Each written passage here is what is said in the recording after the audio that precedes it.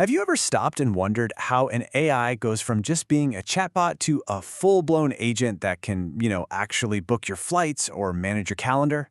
Well, the secret sauce is something called the Model Context Protocol, or MCP. Today, we're going to dive deep into this foundational data layer that lets AIs talk to and use digital tools. It's the very backbone of the next generation of AI systems.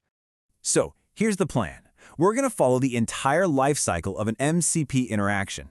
It all starts with a simple hello. Then the AI figures out what it can do, actually does it, and then stays updated in real time. And at the end, we'll see why this whole thing is such a huge deal for the future of AI. Okay, but before we jump into all that action, there's one key thing we got to get straight. All these messages flying back and forth, they're all written in a very specific language, JSON-RPC 2.0. You can just think of it as the shared rulebook. It makes sure every single request, every response, and every notification is built in a way that both sides can understand instantly. No confusion. All right, let's start at the very beginning. Just like any good partnership, the connection between an AI and a tool server has to start with a proper introduction. And in the world of MCP, this is a really important digital handshake that basically sets all the rules for the conversation. So it all kicks off when the client, that's our AI application, sends out an initialize request. It's basically saying, hey there server, I'm here, this is the version of the protocol I speak, and here's a list of things I'm able to do and understand. It's kind of like the AI's opening line. Now, this handshake, it is absolutely critical for three big reasons. First, it negotiates the protocol version. If they're not speaking the same dialect, the connection is dropped. Immediately, no second chances. It prevents all sorts of miscommunication. Second, they tell each other what they can do.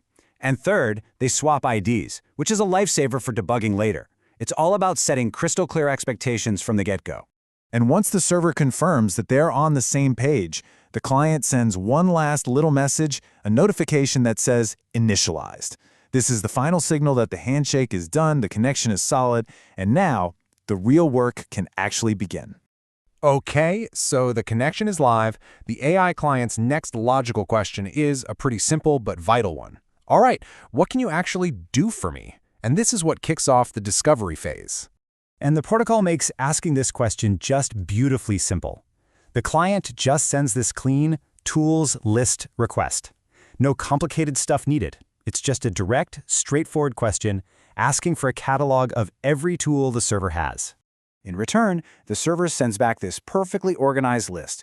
And we're not talking about just a random jumble of names. Oh no, it's a rich, detailed response. Each and every tool is described with its own specific metadata, which is the absolute key to how the AI understands its own abilities. And this structure is so important. Every tool has a unique name, so the AI knows what to call.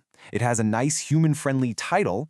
There's a detailed description, so the language model knows when to use it. But the real magic, the secret sauce, is the input schema. This thing defines exactly what information the tool needs to run, making sure the AI gets it right every single time. And this is where you start to see the real power at scale. See, an AI application doesn't usually just talk to one server. It can connect to dozens of different sources, grabbing tool lists from all of them and compiling everything into one single master tool registry. This gives the language model a complete, unified view of all its cowers. So the AI now has its big catalog of tools. So what's next? Well, it's time to actually use one. This is the execution phase, where the AI puts a tool to work to get a specific task done. So the client makes a tools/call request, and just look how specific it is. It's using that exact name it found earlier, weather_current, and it's providing the arguments for location and units, perfectly matching that input schema we just talked about. The server gets the request, runs the tool, and sends the result back. And the key here is this content array. This flexible format lets the server send back really rich, structured data, not just a simple piece of text. And this result, it gets fed right back into the LLM's context, becoming a part of the ongoing conversation. But hang on, what happens if the server's tools change? A new tool gets added or an old one gets an update. Does the AI have to constantly ask, hey, anything new? How about now? Anything new? No, of course not. And that's where notifications come in. This is how the whole system stays perfectly in sync. And the key difference is actually super simple. A standard request, on the left, has an ID. That's because the client is expecting a specific response back that matches that ID.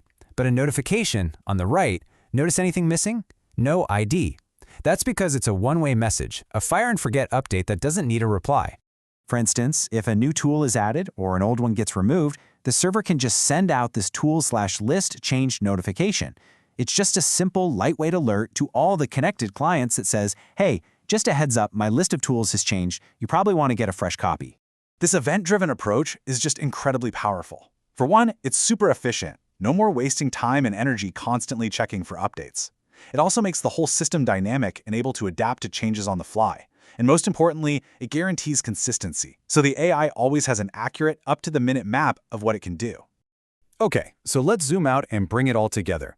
When you look at the entire flow from start to finish, you really see the true advantage of the Model Context Protocol. It creates this complete, elegant, and totally dynamic workflow. We've seen the whole life cycle play out: initialize, discover, call, and receive. But what makes it so powerful is that final step, handling notifications. That constant feedback loop is what makes the whole system tick. It ensures the AI is always operating with the latest information, creating a system that's clean, logical, and incredibly responsive. So at the end of the day, the Model Context Protocol is so much more than just a technical spec. It's the very framework that transforms AI applications from being these static chat systems into dynamic, tool-powered intelligent agents, ones that can perceive, reason, and actually act in our digital world.